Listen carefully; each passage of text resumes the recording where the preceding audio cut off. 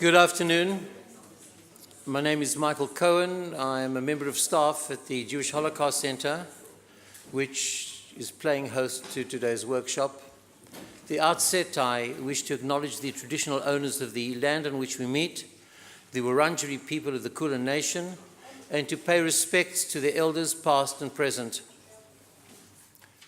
Today's workshop is the fourth and the final event in the public program associated with the travelling exhibition currently on display at our centre. The exhibition was launched on the 18th of November by Dr. Beth Wilson, who served for some 15 years as the Health Services Commissioner of Victoria.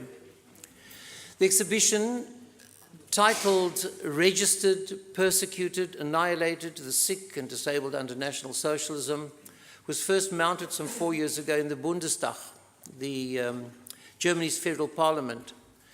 It's a project undertaken by the German Association for Psychiatry, Psychotherapy and Psychosomatics in cooperation with the Foundation Memorial to the Murdered Jews of Europe and the Topography of Terror Foundation. The Jewish Holocaust Center is indeed indebted to Clinical Associate Professor Michael Robertson. Michael is from the University of Sydney. He is an associate professor in the Sydney Health Ethics Department in the medical faculty. And it's through Michael's efforts that the Jewish Holocaust Center was afforded the opportunity to mount the exhibition.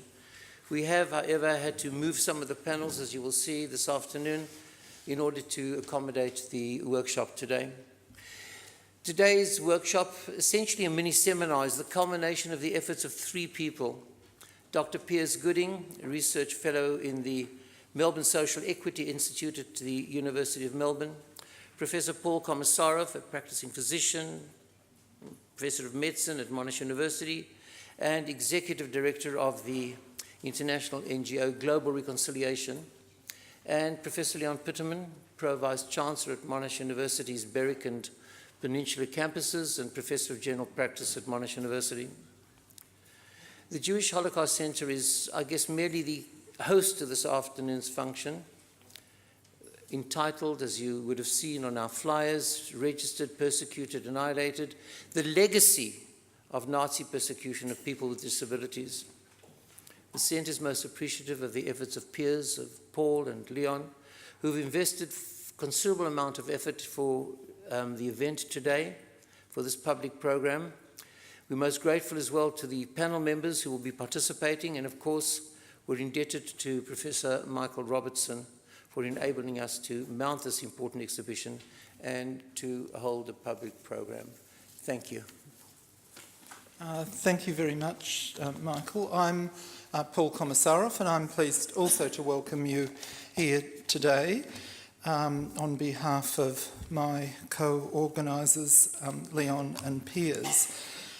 You have the program in front of you, and as you'll see, we're going to move in just a second to a video that Piers has prepared. Unfortunately, Piers isn't able to be with us today, but this is an area of extreme and passionate interest for him, and he's prepared a short video after having viewed the exhibition. Then we've organised the program into two sections. The first we've entitled Voices, in which we have asked a number of people to give brief presentations.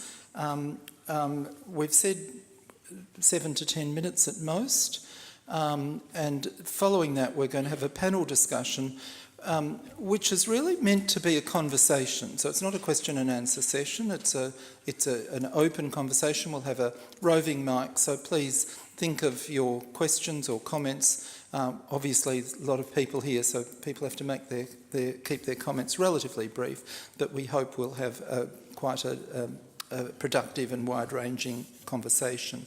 The second session is called Reflections, and that is intended to raise some wider questions about the implications of the Nazi disabilities program.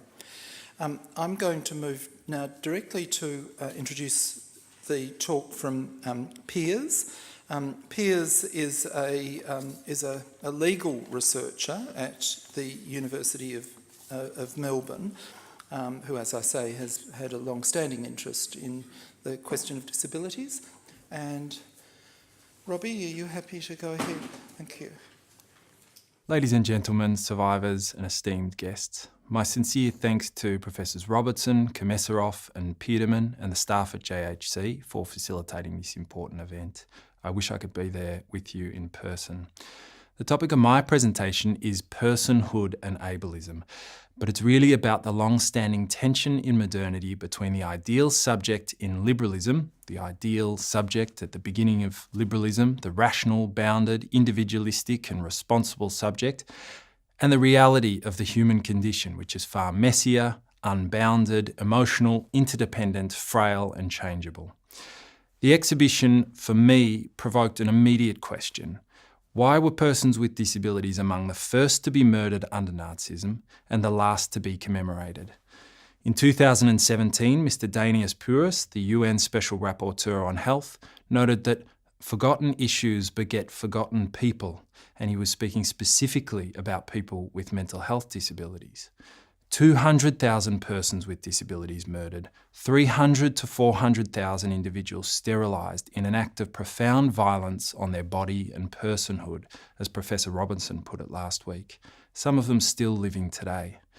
Historians in the field estimate that 1 in 8 Germans are directly related to someone who became a victim of these murders, and if you include relatives by marriage, almost everyone. Yet it was apparently not discussed in most families. Many murder victims were forgotten. Even archiving was shrouded in shame. Gertz Ali, a historian, points out that the government victim archive is not public, though one can ask about the fate of particular individuals. And this degree of confidentiality is unusual compared to other victim groups, and it was based on the perceived need to hide the existence of disability in the family for later generations. As Gertz Ali points out, when the first memorials were created 20 years ago and relatives began sending in their first letters, their main concern was, do we have a genetic disorder in the family? I'd like to point to another striking fact. Although Hitler perceived a generalised reluctance among the public about the program, if latent and intuitive, there was, according to Ali, no concerted resistance to the exterminations from the leftist or secular side of society. The campaign of murder and forced sterilisation was not promoted by either the right wing nor the conservative corner, a push which he suggests arose in the liberal, middle-class, leftist and non-religious segments of society. It was, in his words, and remains part of the modern age and progressive thought. It's just that nowhere in the world was this way of thinking put into practice quite as radically as in Nazi Germany. To illustrate this point further, consider which European country had the highest rates of sterilisation of persons with disabilities around the time of World War II. It was, in fact, Sweden. Even today, assisted suicide is broadly accepted in some European societies that are closely oriented toward modernity. The Netherlands, perhaps the first modern society in Europe, was also the first country to legalise assisted suicide. Even here in Victoria, there is a general sense, backed up by population research and a public mandate for our policies and laws, that we want to live autonomous lives with access to safe and legal abortion for women and assisted suicide under certain circumstances. Ours is a society that stresses self-determination, worldly happiness and prosperity. Yet the exhibition reminds us that the search for perfection can become monstrous, a point raised several times during debates about the Voluntary Assisted Dying Act. The exhibition reminds us to remain vigilant about the operation of legislation like this. What I'm trying to highlight here is the enduring phenomenon of human essentialism, in which essential criteria like cognition are ascribed to define what it is to be human and a person. There's a long tradition among ethicists, spanning back to Aristotle but gaining steam from the time of Immanuel Kant, to ask whether persons with disabilities should be considered the fitting subjects of justice, particularly people with cognitive disabilities. Historically, ethicists have tended to assume that cognitive capacity provides the key to full moral status, expressed in the idea that one is a moral agent only if one is a rational agent. But given these assumptions effectively exclude persons with cognitive disabilities from the moral community, can it then be any surprise, as Gerard Quinn has pointed out, that the law has followed suit? Consider the following developments here in Australia in recent years. Children with disabilities have been dismissed as unreliable witnesses in courts, contributing to the acquittal of alleged sex offenders who reportedly targeted children with disabilities. Adults and teenage children with intellectual, cognitive and mental health disabilities have been indefinitely detained after being found unfit to stand trial, often in excess of what they would have received if they were sentenced under a typical trial. The Council for Intellectual Disabilities reported that over 600,000 Australians with intellectual disabilities are dying up to 20 years younger, mostly from preventable deaths, often from misdiagnosis or mistreatment. A Senate committee inquiry found that violence, abuse and neglect of persons with disability is both widespread and takes many forms, and that a root cause begins with the devaluing of people with disabilities.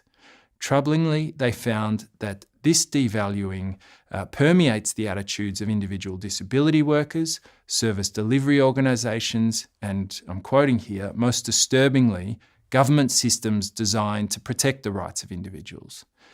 For those seeking to ameliorate these disturbing realities, it's necessary to interrogate the ableism that lies deep in our intellectual traditions and which is sown through our political, economic and social fabric.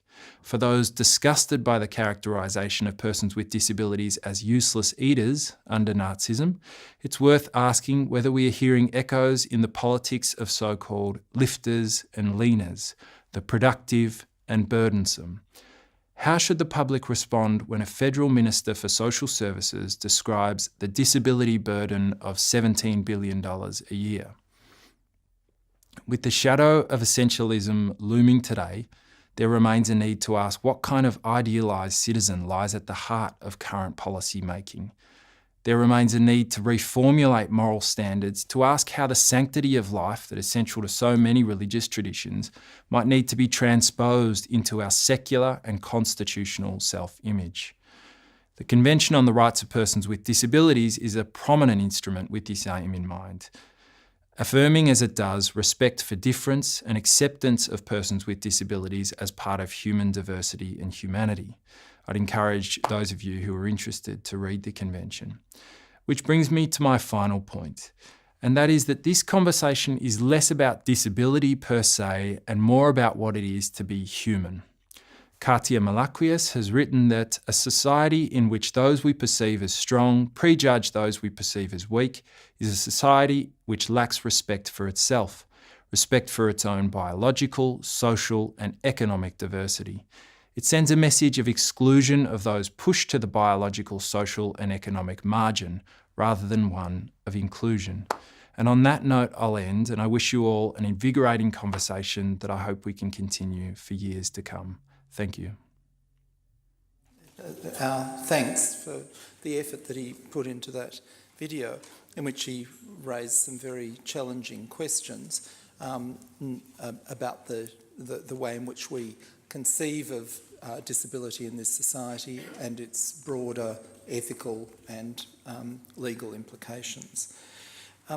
We're now going to go on to the so that's a lot of these issues will come up in conversation, and in many ways the speakers, or many of them, will be reflecting again and again from different perspectives on many of the points that were raised by peers.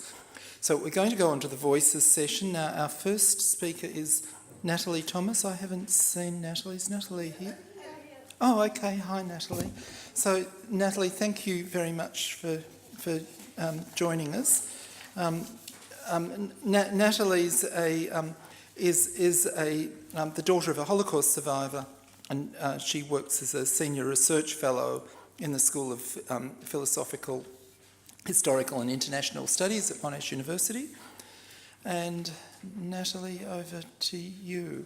My name is Natalie Thomas, and I'm actually here speaking in a personal capacity. I actually am a research fellow in the School of Historical Studies at Monash University, but I'm not here as a historian, though obviously I have an interest because it's not my research area. And I also work for the Office of the Public Advocate, but I'm not actually representing them, though one of the reasons Piers asked me to speak was because I have worked in disability policy for many, many years and know the work around the United Nations conventions about what they did after World War II to make sure that it never happened again, which is why I've actually titled my presentation that. Okay, so first of all, I wanted to thank Piers for asking me to speak. All right, so I want to talk about the UN human rights instruments that are relevant to people with disabilities and people with mental illness. And Piers mentioned the UN Convention on the Rights of Persons with a Disability. All right, so Piers mentioned the UN Convention on the Rights of People with Disabilities, which was finalised in 2006, and Australia is a signatory since about 2007.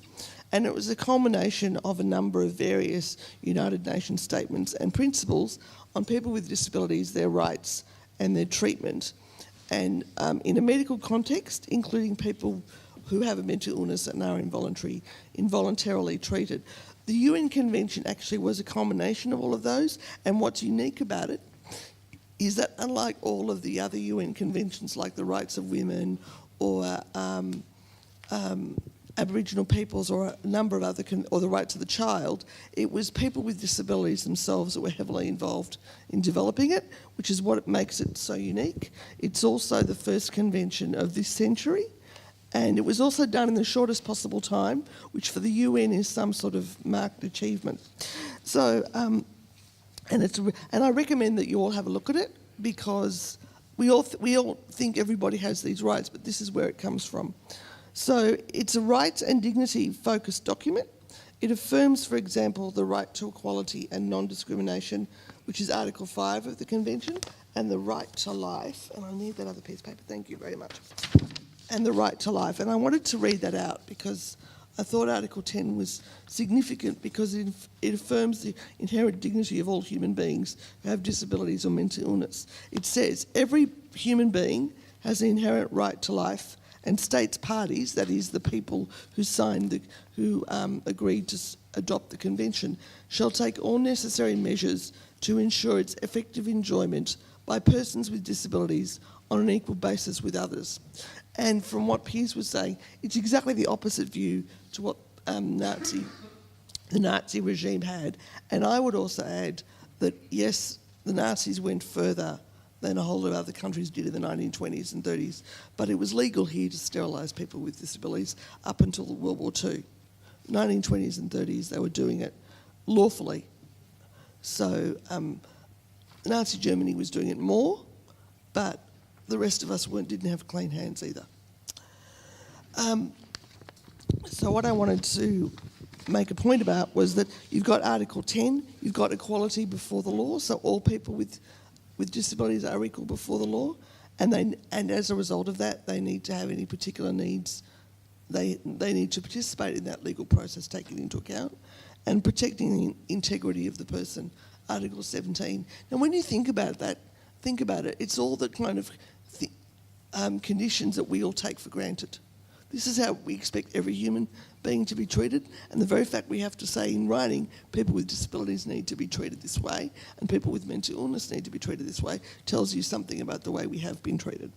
So the Disability Convention affirms the value, dignity and inherent worth of people with disability and their ability to contribute to society, sometimes with and sometimes without additional supports provided. So that's basically the human rights law framework that we work on. Okay, so one of the horrors of the Nazi regime, as Piers was saying, was the forced sterilisation of people deemed unfit to breed. It was known as the T4 program. These victims were often people with disabilities who did not consent to medical experimentation, and many of them were also murdered. Sadly, in some ways, that's how they worked out how long the gas took. because that's actually what they would gasp. They would gas people with mental illness and people they thought were unfit to live, and that's how long they worked out how long it took, which is a pretty appalling thing. Now, of course, there's an emphasis, at least in Australia and other countries, there's an emphasis on informed consent and listening to the will and preferences of the person. And in fact, there's new legislation in Victoria that talks about when you make decisions about whether people should have medical procedures, you have to listen to what their will and preferences, rather than just best interest. You have to listen to what they would like to do and what their preferences are first as a criteria, rather than what other people might think were their best interests. And that includes people with disabilities too. And you have to implement that will and preferences to the fullest extent possible, even if the person has a cognitive disability, such as an intellectual disability, a mental illness, an acquired brain injury, etc., which might impair their capacity to make decisions, but it doesn't mean they can't make any decisions. So that's why that whole issue around medical treatment is so important. Just because somebody has a cognitive disability doesn't mean they can't make decisions, sometimes with support. So in Victoria, the proposal to sterilise somebody with a cognitive disability has to be brought before a judicial tribunal if the person can't make a decision, if they're an adult, it has to go to the Guardianship Tribunal of the Victorian Civil and Administrative Tribunal. And if it's a child, believe it or not, there are applications brought up to sterilise children, and you can ask me what I really think of that later, in the family court, at least in Victoria. And also, I haven't got time to go into this, but there are a number of safeguards for the compulsory treatment of people with a mental illness as well. And I want to make the point that the sterilisation I'm talking about was in addition to the sterilisation that happened at Auschwitz much later. So we're not talking about one and the same thing, we're talking about two different continuums of this happening. Okay, my last point. Thanks.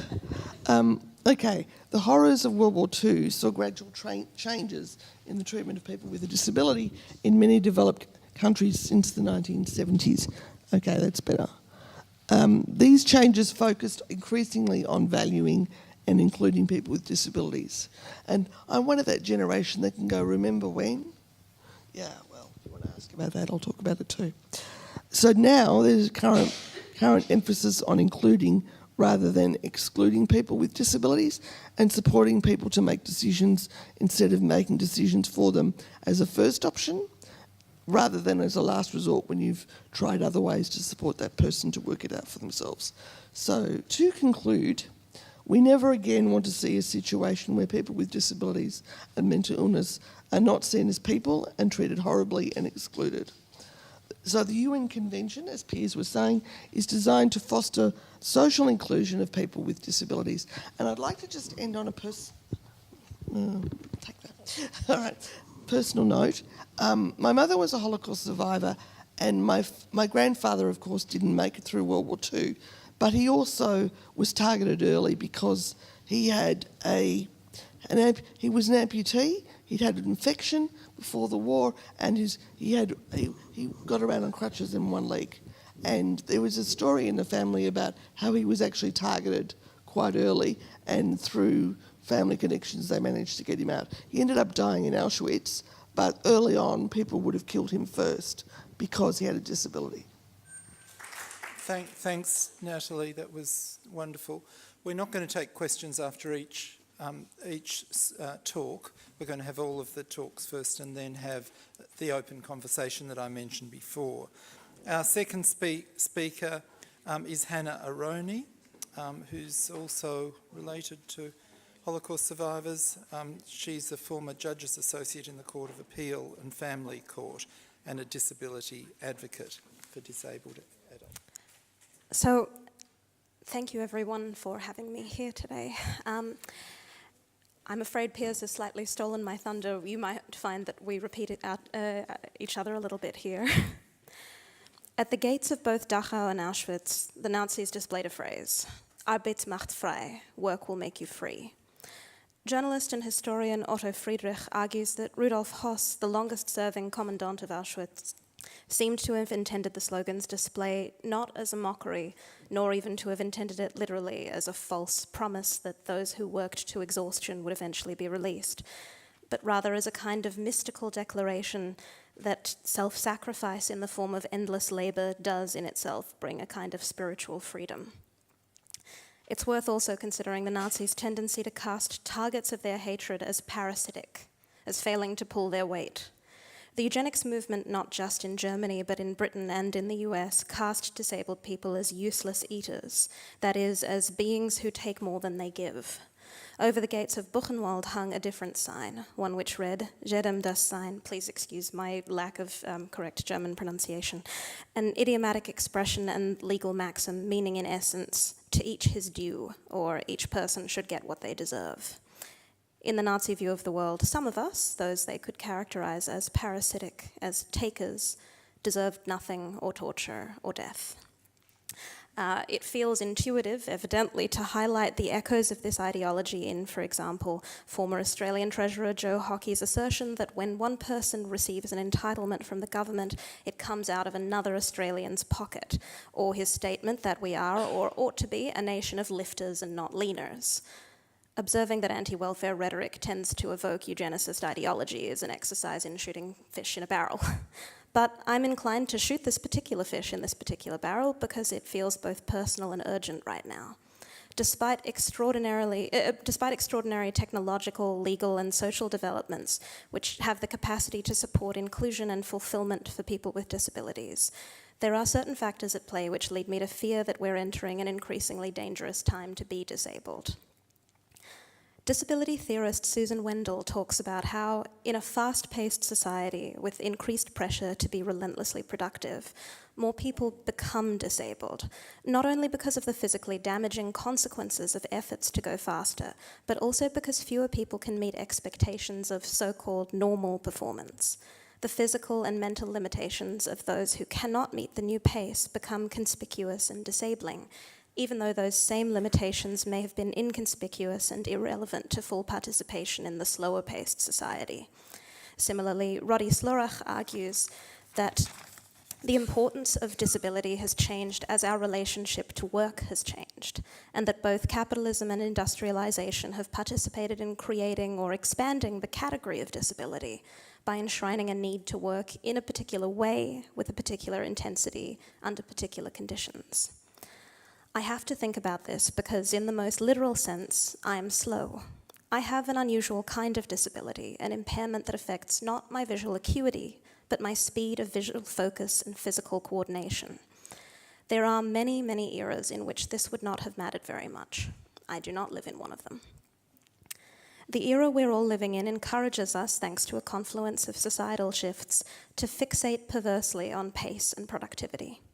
As more and more elements of labor are automated, creating conditions of increasing unemployment and underemployment, and as more and more workplace rights are eroded around the world in the face of labor hire, outsourcing, union busting, and gig economy work, people are feeling the pressure to compete, to do more work in less time, in order to prove their worth and scramble to retain their jobs. We are, in some cases, forced to take on multiple jobs to make ends meet, along with additional education, internships, or extracurricular projects to demonstrate our value as human capital and our willingness to go the extra mile. It's become possible to measure and monitor work to a greater degree than ever before, and possible for work to bleed into every hour thanks to technological changes. And when we combine these factors with a cultural lionization of the Protestant work ethic, we find ourselves feeling a pressure to craft ourselves into good little worker engines. Even our leisure hours and our attentions to physical and mental health are framed as most important because they recharge our depleted batteries so that we can do more work. This hurts everyone. It contributes to a constant grinding anxiety which makes a sense of security feel impossible. But it hits disabled people hardest and it hits us worst because it creates conditions where many of us simply cannot keep up.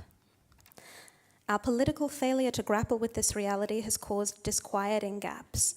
Around a third of people who receive the New Start allowance intended for job seekers have a reduced capacity for work due to disability, but aren't assessed as incapacitated enough to receive the more livable disability support pension. In my past work as a disability advocate, I encountered person after person who knew they were too disabled to be perceived as a worthwhile worker, given the productivity expectations of modern workplaces, whether they said it aloud or not, but not disabled enough for that disability to be recognised and for support to be granted. The inevitable result for people in this group was grinding poverty and constant precarity, or heavy reliance on family, a dangerous proposition given that people with disabilities are especially vulnerable to family violence. Our disability support pension rules used to account better for this in-between group before the coalition decided it was time to tighten our belts. And at the same time, we're facing a looming existential threat: climate change. Although a tempering of our economic system's focus on growth and productivity would be a prudent response to this threat, in practice we're beginning to see how environmental, communalist concern is diverted in a myriad subtle ways into a new covert eugenics by neglect. A recent international campaign to ban plastic straws has become the darling of the progressive world, despite disabled people's reminders that the plastic straw is, for some, an essential assistive technology for which no truly satisfactory substitute has been developed. The campaign remains popular even though its potential environmental impact is minuscule, with some campaigners asserting that at the end of the day, sacrifices must be made. Disabled people suffer a disproportionate number of fatalities in all environmental disasters because people do not plan adequately for us in disaster prevention or disaster recovery. Many countries restrict disabled people's ability to emigrate, citing concerns about disproportionate cost to the public purse, and these restrictions are likely to matter more and more as the world sees more climate refugees. There is a sense that going forward we are considering the size of our lifeboats, and that disabled people may simply need too much, take up too much space, without enough return on investment. Sacrifices must be made. In these circumstances, in these times, it's our collective obligation to think actively about what kinds of ideologies and what kinds of organising societal structures cannot abide the idea of leaving anyone behind, cannot validate the conflation of productivity and worth. I am the grandchild of Holocaust survivors, and I was given the gift of a stalwart Jewish religious education. Not all of it stuck, but I was taught that each human being, however they're formed, is created b'tselem Elohim, in the image of God, and that to extinguish a single life is to destroy the world. Disability activists like Lydia Brown and Kitai Davidson express a similar sentiment in secular terms, an emphasis on the inalienable inherent worth of every living person, detached entirely from considerations of productivity.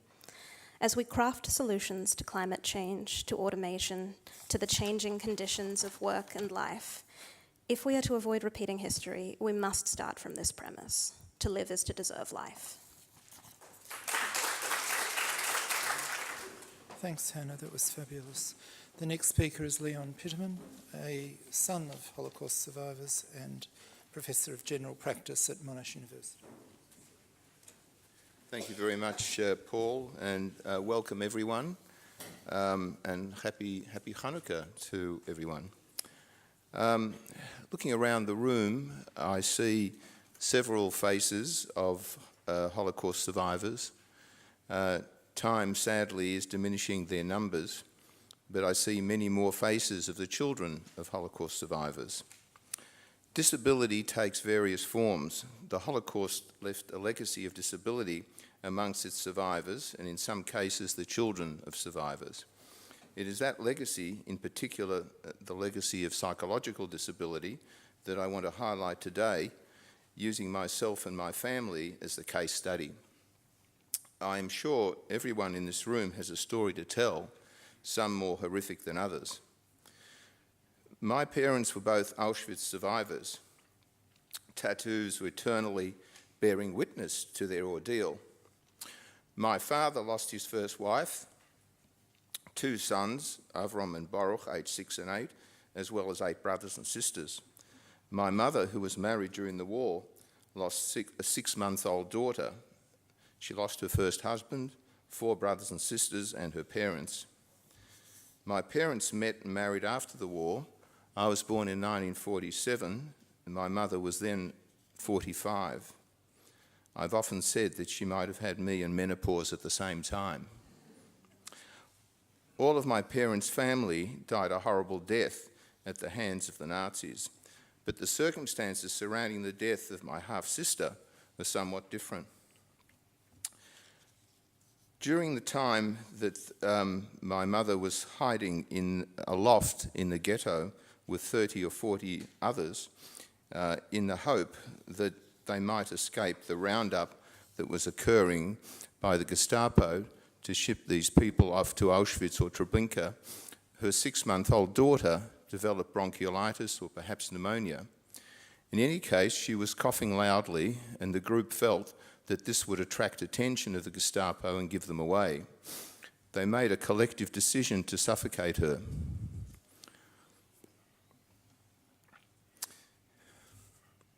Giving up an infant's life in the hope that it might save 40 others, of course, they were not saved, but this is an eternal ethical dilemma. Can you sacrifice one life if, in doing so, you may save many others? My mother only mentioned this once in the 40 years that I knew her.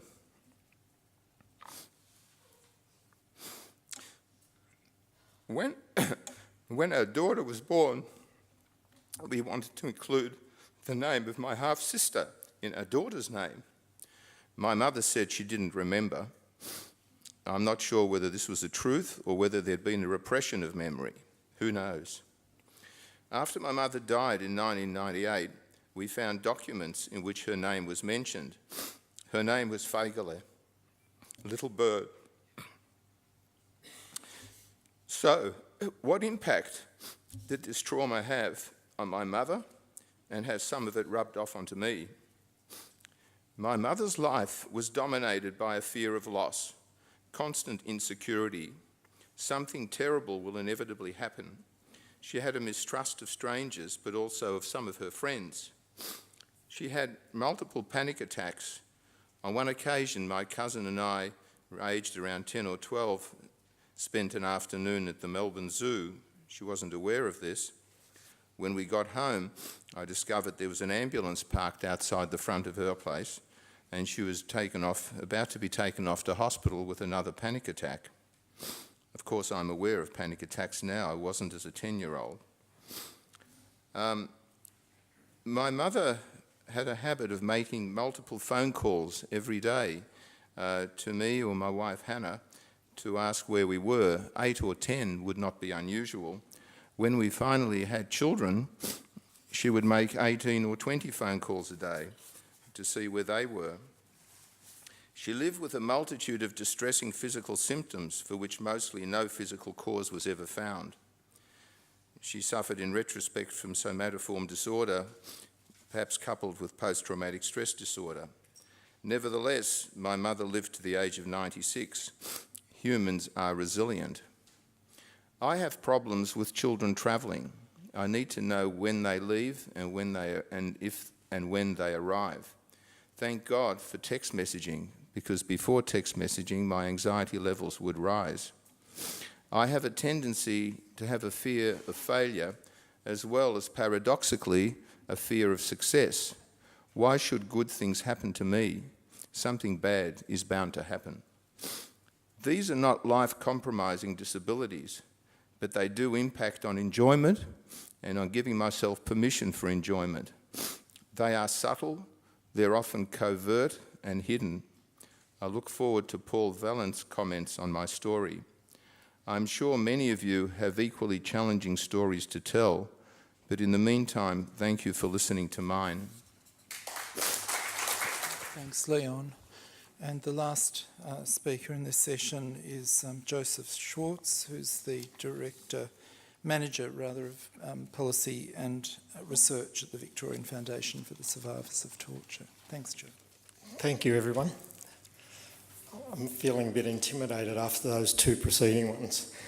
I'm going to draw upon the work that I do, but not speak on behalf of the organisation for which I work. If you get the Weekend Age, they do an annual invitation to a lot of renowned people asking, what are your most important books of the year? And in yesterday's collection, there was one book that appeared probably more often than any other. As a book by Behrouz Bouchani called No Friend But the Mountain. Behrouz was seeking asylum in Australia. He was intercepted and taken to Manus Island, and he's been there for a number of years. So it's quite an extraordinary story as to how he came to be the author of this book. I must confess, I obtained the book quite a while ago, and it's sitting waiting to be read. Not because I don't respect the opinions of those who have praised it very highly, perhaps because of the degree of praise that they've given it. It's part of the daily work that we do. Many of our clients have been, and a number still are, in immigration detention facilities in Australia. The experience of immigration detention is profoundly destructive for people, particularly over a prolonged period. And there's a mountain of evidence for that. When I was originally asked would I participate, hearing the context, I was actually very reluctant, because part of the advocacy that has been done around immigration detention has been likening immigration detention facilities to concentration camps. And it's a likening which I reject. I think there are profound differences in the systems, but in terms of the destructiveness, the impact on it, maybe there is a point to be made. But the point really that I want to make today is how readily we do have people with vulnerabilities even in our community, so that even if they're not the targets of state policy in the way that people with disabilities, people LGBTI, people of racial differences, were the deliberate targets of destruction by state policy in other eras. We must not overlook how readily people can be vulnerable to ill treatment, even if it's not the direct target. And I was reminded of this very much by a rereading of Kafka's book, The Trial, where the harm that is done to Joseph K., who's the central character in the trial as he tries to understand what's happening to him, is not so much that there are evil people perpetrating a system of oppression against him, it's that he cannot understand the whole system in which he is caught. I mean, there are bumblers running this system, people who are not bright, but the impact on him is incredible. And the same happens, the immigration detention system is one that people, and I cannot fathom exactly how it operates, but we know what the impacts of that system are. Trying to understand why, and I think, we've had the theories, we've had the ideas, the research about why people with disabilities were targeted, why Jewish people were targeted. There is some discussion, why is Australia so hostile to people who come seeking asylum, who come seeking protection? And one can discuss the evidence about that.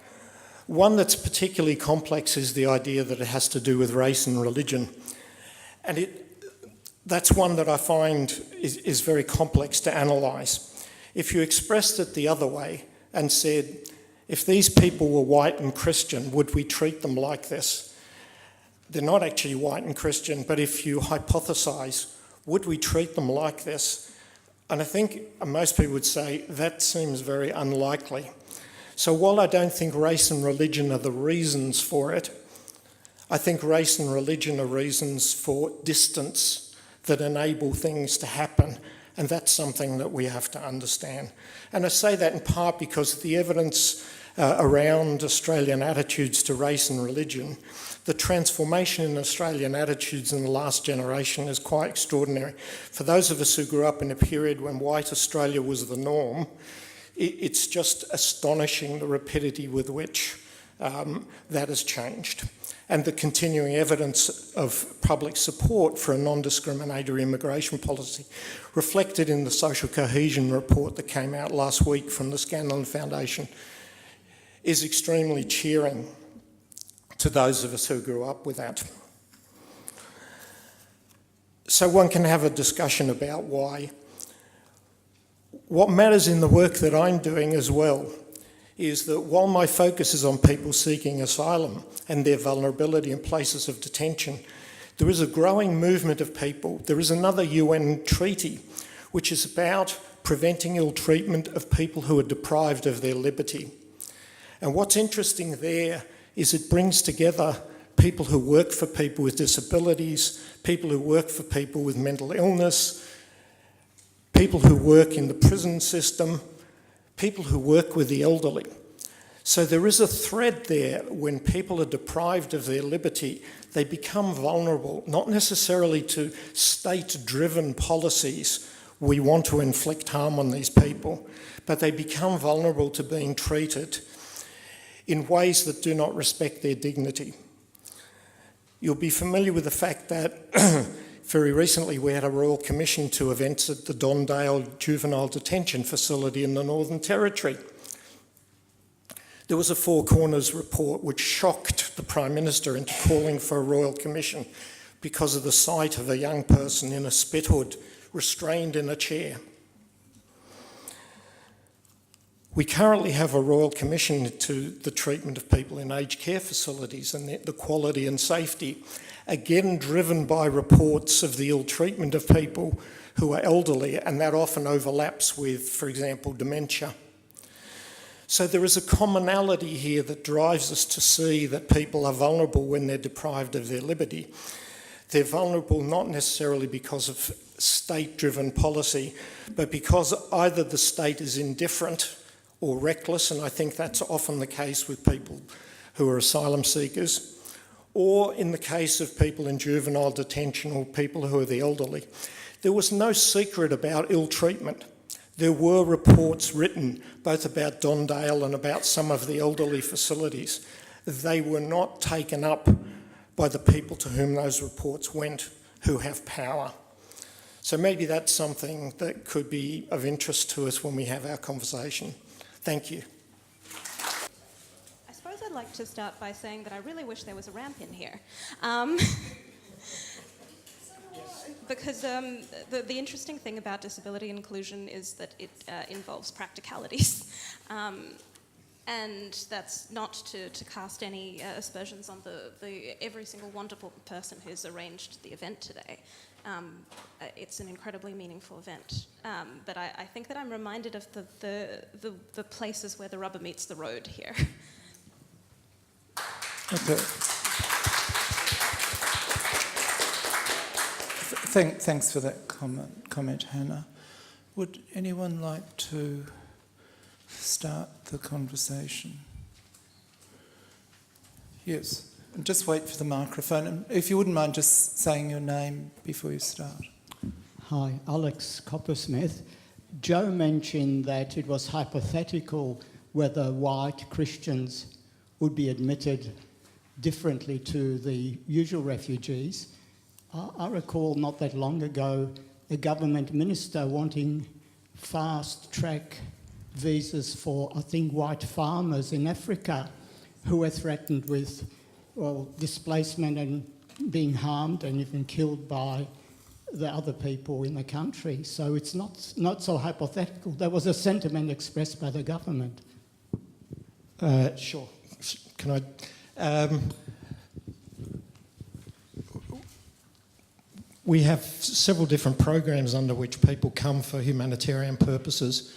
One is where they're selected overseas and they're given a visa overseas and they come.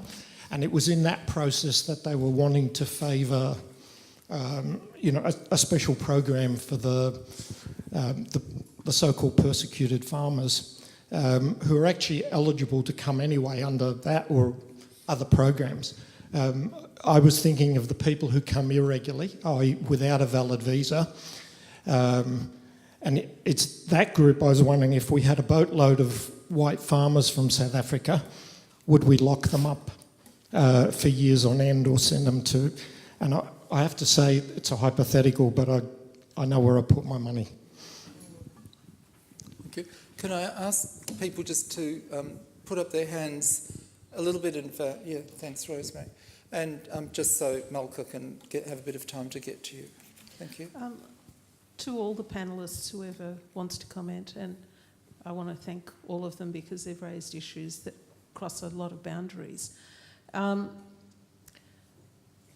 Most recently in hospital systems, there is a debate about death and dying that seems to incorporate a lot of the issues that you've raised. Natalie, in your talk, you talk about the UN Convention, and I notice it's only number 10 that we talk about a right to life in that sequence. I find that quite fascinating. I think in terms of the issues raised across the boundaries, the notion of futile care for people with impairments and disabilities who are older than others, who seem to have no hope, seems to be ignored as part of this discussion. It's been raised by peers to some extent, but it suggests to me that the notion of death and life is something that we attach cost to far too easily as the engagement positioning, so that it's about, it's futile care because, you're throwing money out because it's not achieving aims and so on and so forth. So I'm wondering if you could comment on that, because, the Nazi era made it apparent that, these people didn't fit. It was futile to have them on the planet. Thank you. Maybe I'll ask Leon if he'd like to respond to that. Thanks, Rosalie. Look, the problem that you raise is well understood and experienced on a daily basis in this country. Some of you may be aware I do a bit of work in China these days. Multiply that factor by several million. In fact, by 2030, there'll be 250 million Chinese aged over 65, many of them the parents of a one-child policy. Who will look after them, and how will the Chinese economy cope with having to look after that number of people who are not working in an environment where human rights may be more compromised than it is here? So we're dealing with a global problem. I don't think it's confined to any one country, and its proportions may be much, much greater in some countries than it is in ours.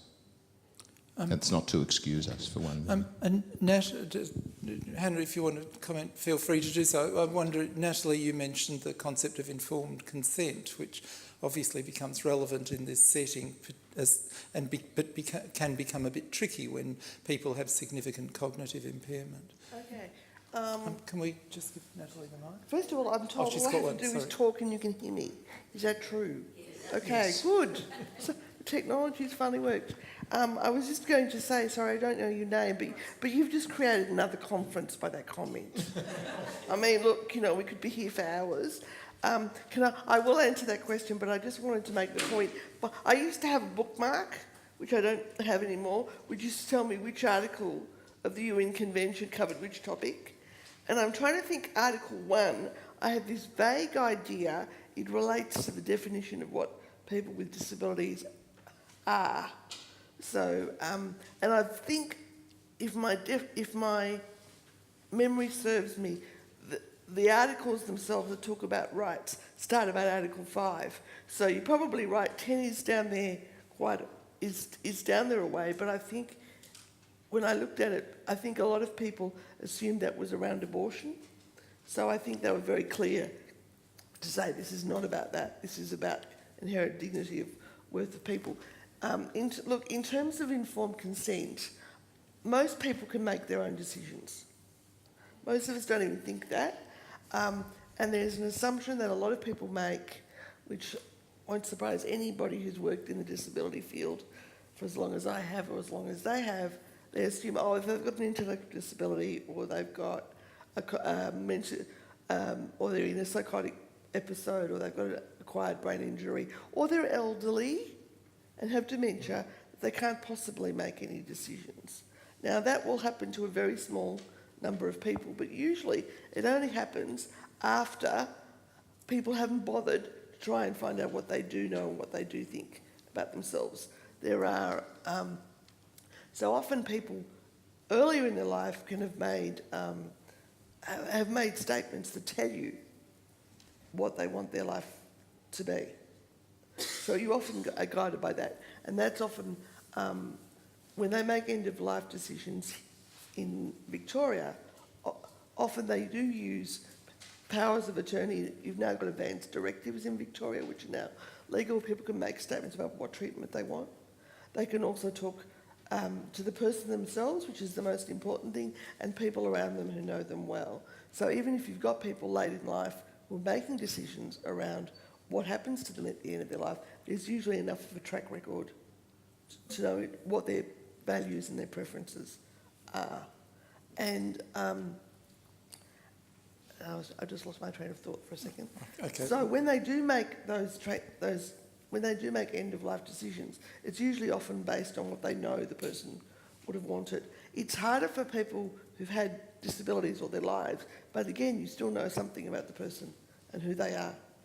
And the assumption that just because somebody has an intellectual disability and can't understand something isn't true. It requires time, it requires patience, and it requires doctors, etc., to simplify language, to talk about it in a way that is meaningful to the person so that they get a sense of what's going on here. Okay, thanks, Natalie. Does that actually answer your question? Yes, that's good. Yep. I find some of the comments a little bit utopian. I think that it's...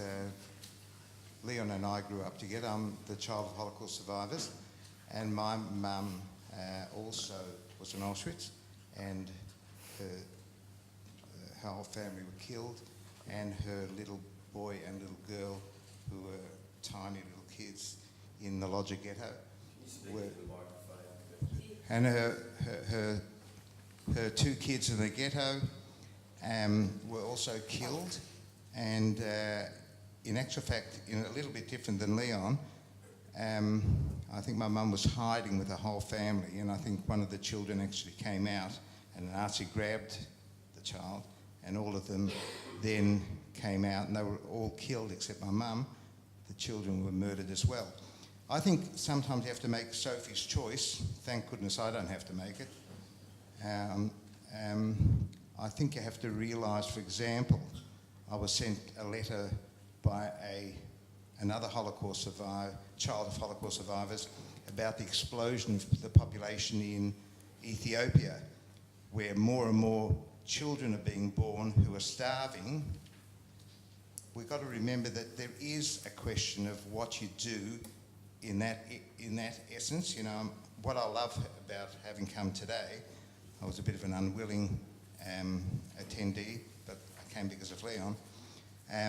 What I like is that it's been underlined to me that, you know, obviously people with handicap are just as important as people who have got no handicaps.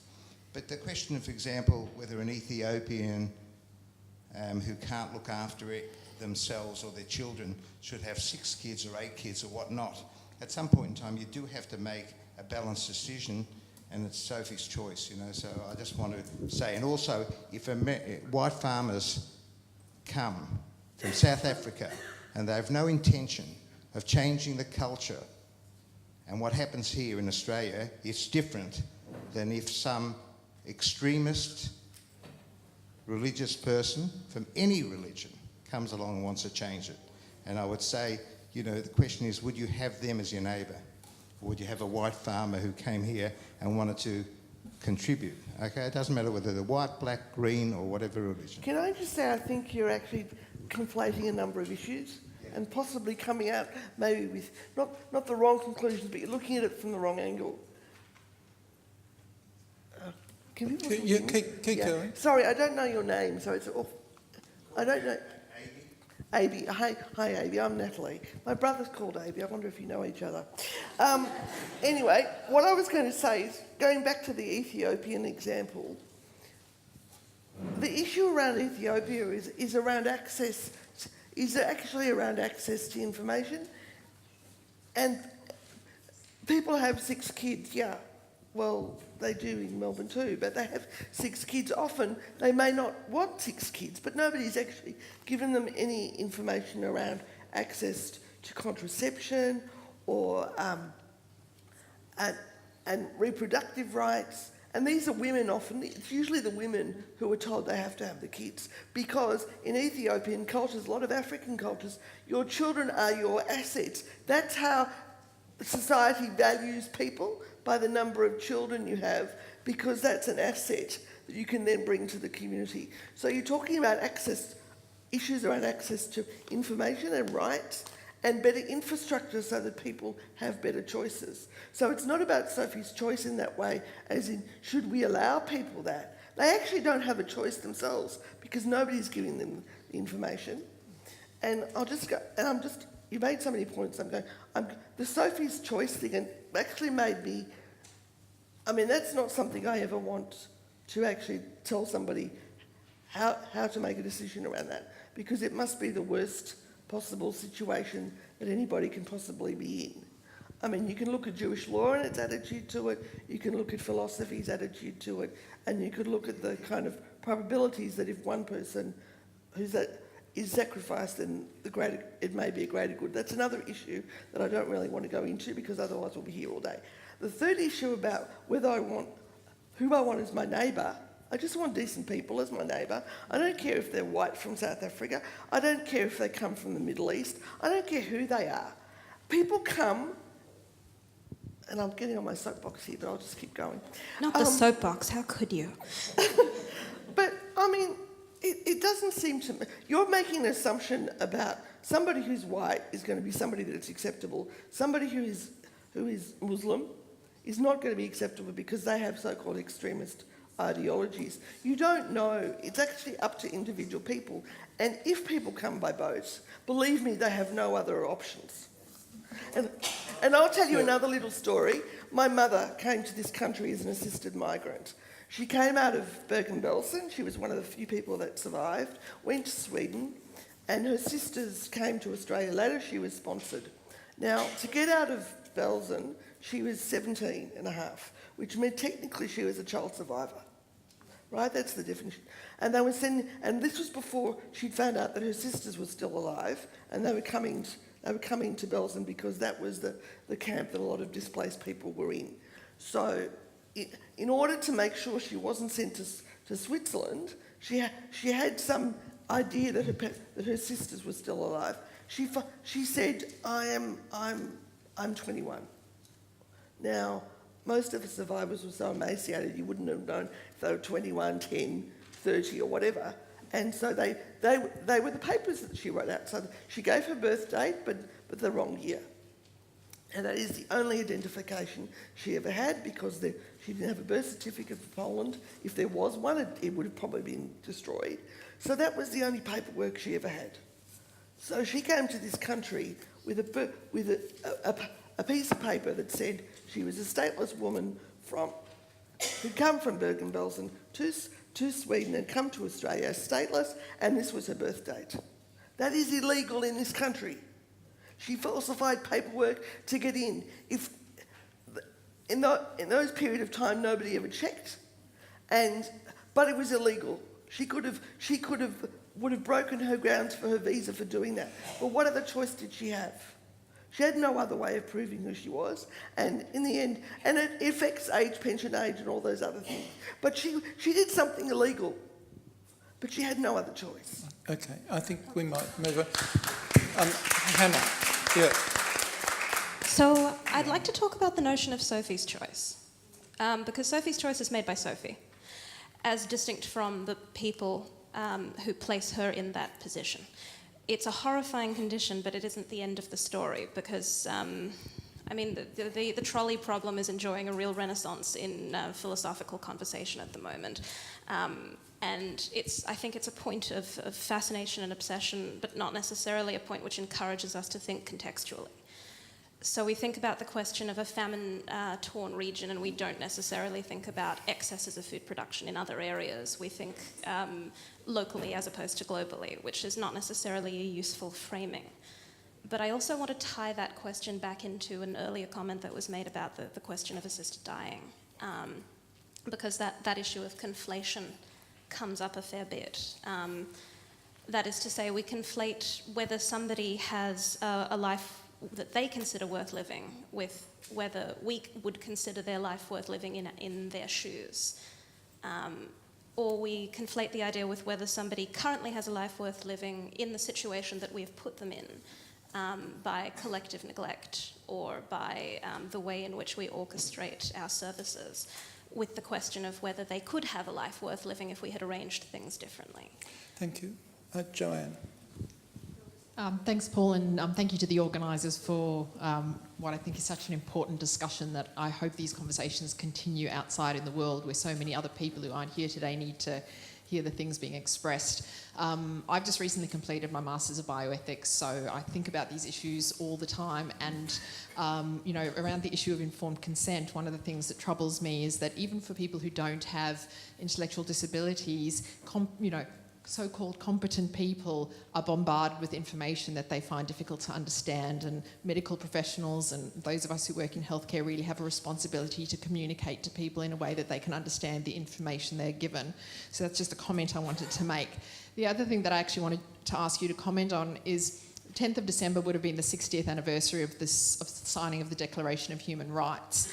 And in that time, I think in many countries, the Declaration has been more of a suggestion than something that countries really should be abiding by.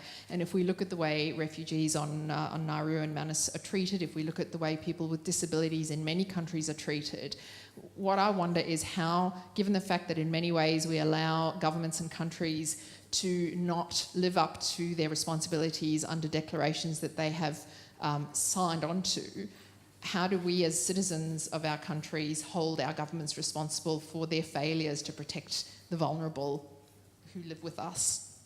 Okay, thank you. Perhaps Hannah, and then maybe I'll ask Joe to comment. There is nothing, I promise I'll give up the microphone soon.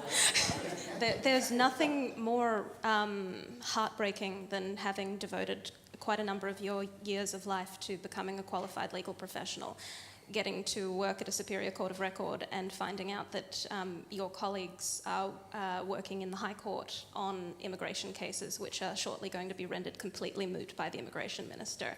It does cause you to ask certain questions about what place you need to have as a citizen to make any meaningful impact, and I think that place is Parliament, or that place is the streets outside of Parliament.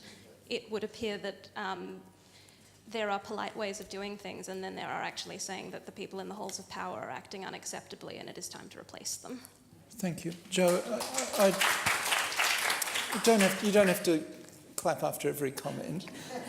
We'll clap at the end. Joe, I don't want to put you too much on the spot, but do you want to talk a little bit about the philosophical... Don't clap after this. Philosophical context of the idea of human rights? Yeah, look...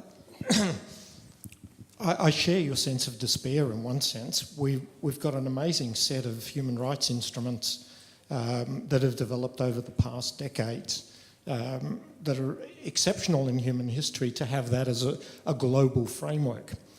But the gap between that and respect is huge. And in some areas, things are going backwards.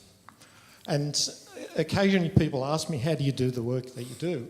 And my response is, if I and other people weren't doing it, it actually would be a lot worse. So I think we actually have some frameworks of accountability. I think in a democratic system, we do have to exercise our vote to get rid of those people who are furthest from our aspiration, which is not to say that everyone is offering a choice between I will respect and I won't respect.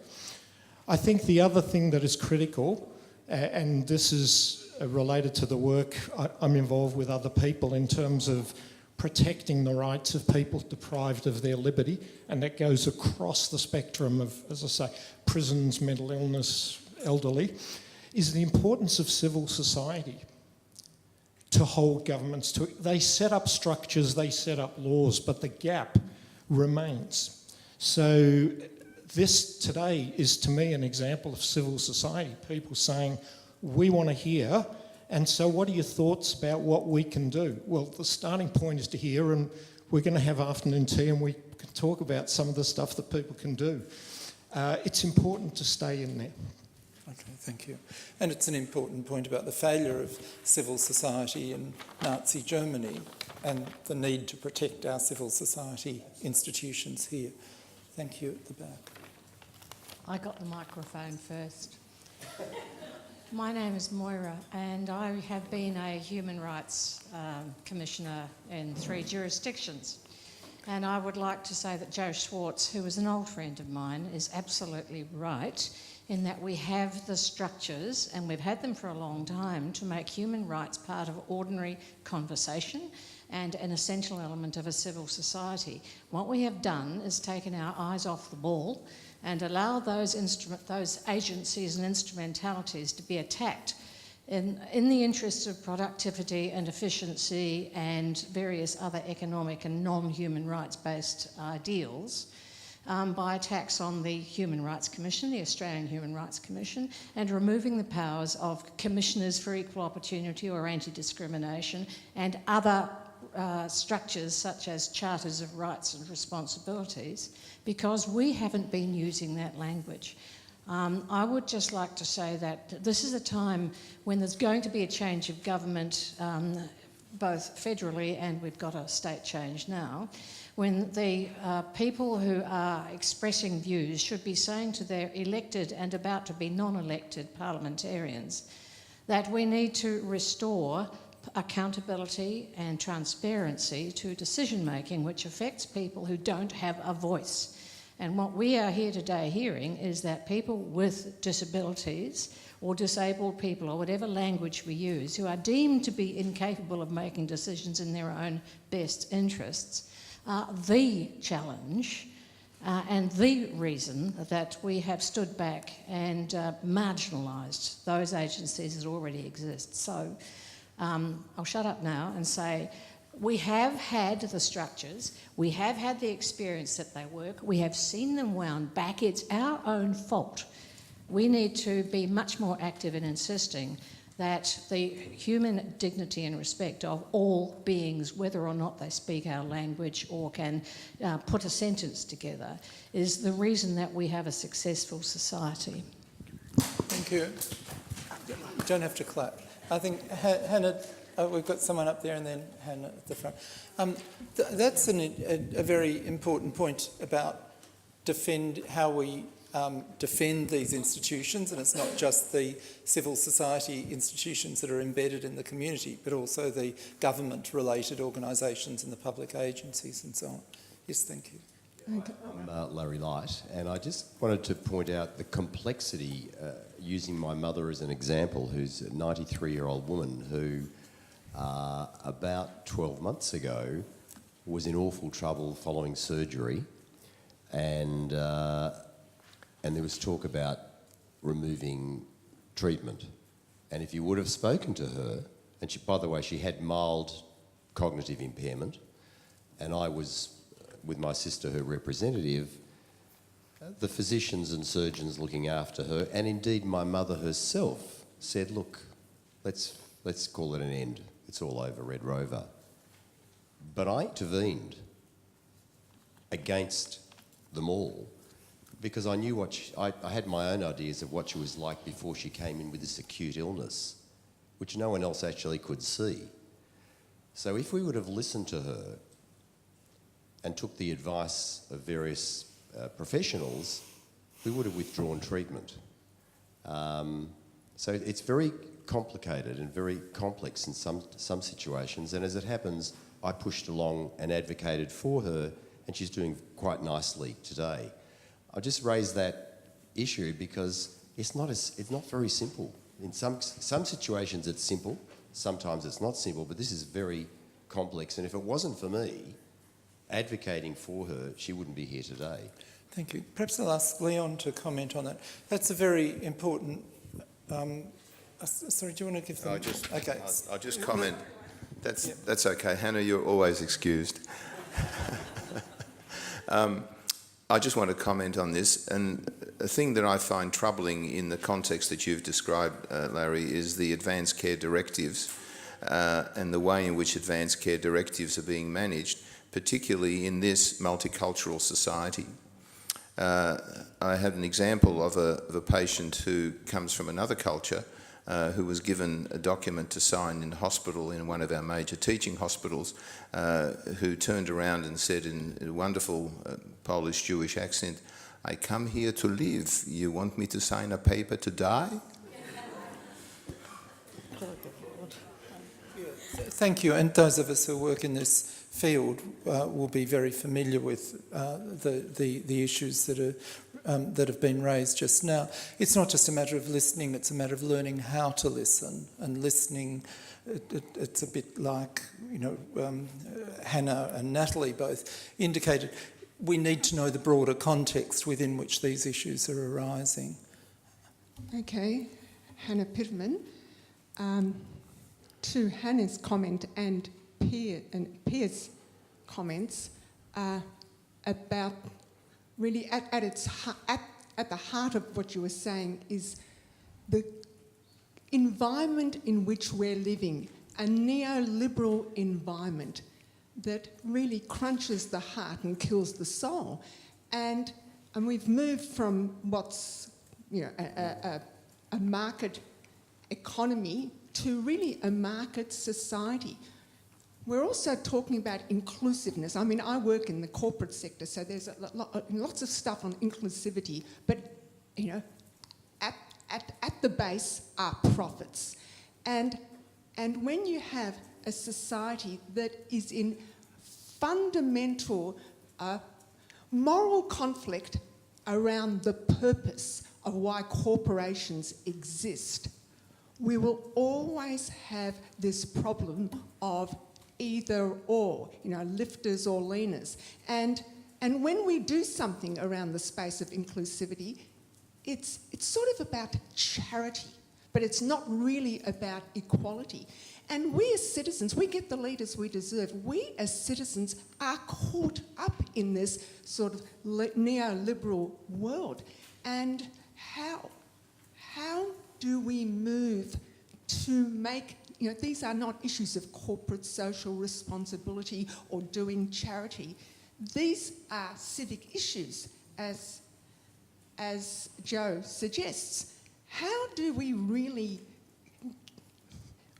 engage the citizens in such a way that we're not all striving for the dollar? Because that's what seems to be important in today's market society. Okay, thank you. I'd like to hear from Hannah. Maybe, sorry, just let me make a comment. I was going to ask Hannah to comment too, because you talked about the valorisation of work as being a key value that then comes to dominate everything. That's at the heart of what Hannah just said. So would you like to comment? Thank you, Hannah. So I think that there are a couple of different issues at play when we're figuring out what you can actually do with a problem like this. One of them is, so you mentioned the question of how we actually move forward. And one of the things that got me thinking about this question of internalising this paradigm in the first place was how incredibly anxious I find that many people in my generation are. That many people in the millennial generation feel that there's an awful lot of pressure upon them, but not a great deal of political empowerment necessarily. And the topic of becoming a hard worker, I sometimes find actually gets channeled into the question of becoming a change maker, with a lot of those same patterns of thought adopted into those questions. Perhaps if I do another internship with the Human Rights Commission, I will finally change the world. That sort of spirit of approach. I think that the answers lie partly in actually engaging with specific policies that might help. I'm aware that in a 7-minute talk, there's a tendency to lean towards grand statements about ideals as distinct from specific discussions about policy, which is a shame. But there are various policy notions floating around that bear at least a serious examination. Questions about the potential for the reduced work week, or restructuring of the ways in which we prioritise which sectors of the economy are attended to. And I'm aware that I'm not an economist, and I don't feel like I'm the best person to speak on those questions in detail. But the other question is how we actually move in those directions. And there I think that we've sometimes fallen into the ideal worker trap of how do you make change? And the answer is probably not that you craft yourself into the ideal human capital of change making. It's probably that you recognise the inherent limitations of the individual as a being with only so many hours in the day and only so much time that they can work before they fall asleep and only so much emotional energy. And you get together with a bunch of other people, which I think is, in an era where we're encouraged increasingly to craft ourselves into perfect workers, that does foster a sense of intense competitiveness and also a sense of intense isolation, and perhaps not an emphasis on getting together and organising. And I think that my answer is that getting together and organising becomes a central part of whatever we do next. Thank you. Now, we've run out of time for this session. There's lots of unanswered questions. We do have another discussion period after the next set of talks. So I just ask you to hold any additional questions you have or comments that you might have for them. Can I ask you to thank collectively all the speakers and contributors?